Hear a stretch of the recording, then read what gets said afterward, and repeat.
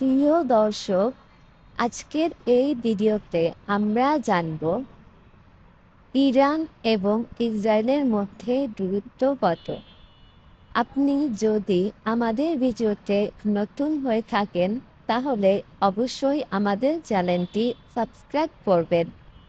Iran এবং ইসরায়েলের মধ্যে নিকটতম দূরত্ব হল 1000 কিলোমিটার বা 620 মাইল।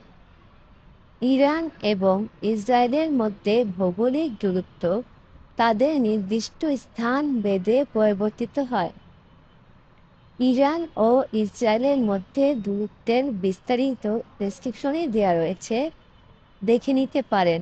এবং এই বিষয়ে আপনার যদি কোনো প্রশ্ন থাকে তাহলে কমেন্টের মাধ্যমে আমাদেরকে জানাতে পারেন।